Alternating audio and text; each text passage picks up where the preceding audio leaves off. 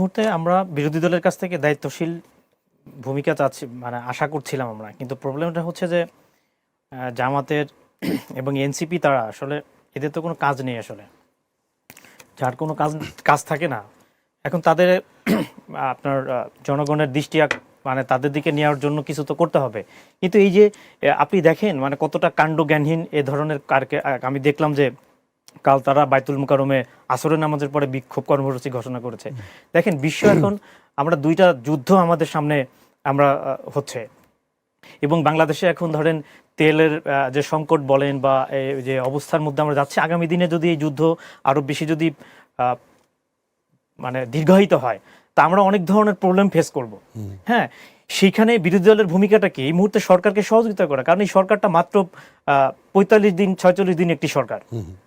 তো এমন কি ঘটনা ঘটে গেছে এবং দীর্ঘ সময় পরে একটি নির্বাচনের মাধ্যমে, এবং এই এবং এবং এই এই এই সরকারটি হচ্ছে আমাদের সবারই। এখন যারা বিরোধী দলে আছেন যারা, তারা দীর্ঘদিন বিএনপির সাথে ছিল, একদিকে বলতে পারি যে তারা কিন্তু এই সরকারেরই একটা অংশ, যেখানে মাননীয় প্রধানমন্ত্রী তার 31 দফার মধ্যে কিন্তু উনি স্পষ্ট বলেছিলেন যে আমি সবাইকে নিয়েই দেশ পরিচালনা করতে চাই। এবং উনি দেখেন সমস্ত রীতিনীতিকে উনি লঙ্ঘন করে বিরোধী দলের নেতাদের বাসায় উনি গিয়েছেন, এনসিপি তাদের বাসায় গিয়েছেন, এবং উনি চাচ্ছেন যে একটি সবাইকে নিয়ে একটি বাংলাদেশ গড়ার জন্য, অন্তর্ভুক্তিমূলক সমাজ গঠনের জন্য। কিন্তু আসলে চোরে না শুনে ধর্মের কাহিনী, বুঝছেন? মানে এইটা আসলে এদের মজ্জাগত প্রবলেম। সেটা আসলে কাদেরকে এটা জামাতের এই সমস্যাটা হচ্ছে যে আমি সবসময় জন্য বলি যে এই দলটির আসলে কিছু প্রবলেম আছে। তারা দেখবেন আপনার সুখে কখনো থাকতে চায় না।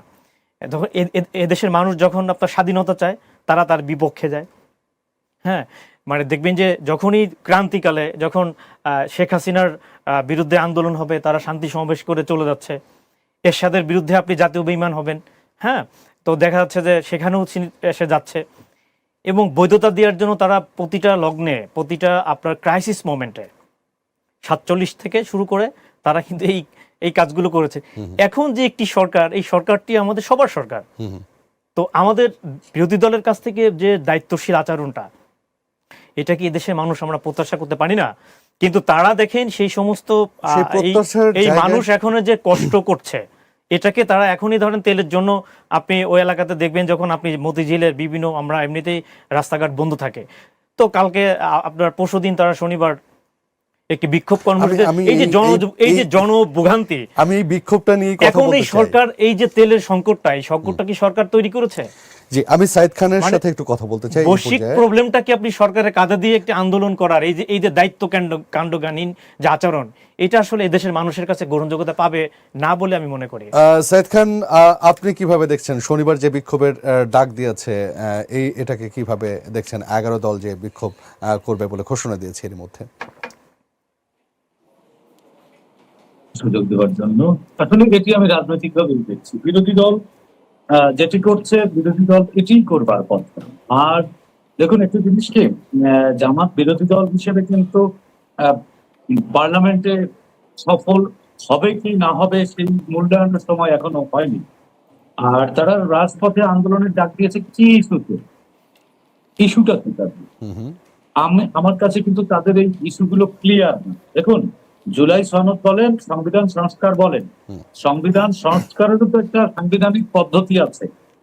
তারা বলছে যে 72-এর সংবিধানের আলোকে দেশ চলতে পারে না। 72-এর সংবিধান শেখ হাসিনাকে ফ্যাসিস্ট বানিয়েছে, বা সরকারকে ফ্যাসিস্ট বানাবার যে এনজাইম সেগুলো এই সংবিধানে রয়েছে। তাহলে ত্রয়োদশ জাতীয় সংসদ নির্বাচন এটি কি এই সংবিধানের আলোতে হয়নি? যদি এই সংবিধানের আলোকেই এই সংসদ হয়ে থাকে, তাহলে এই সংবিধান যেভাবে বলেছে সেভাবেই সংবিধান সংস্কার করতে হবে।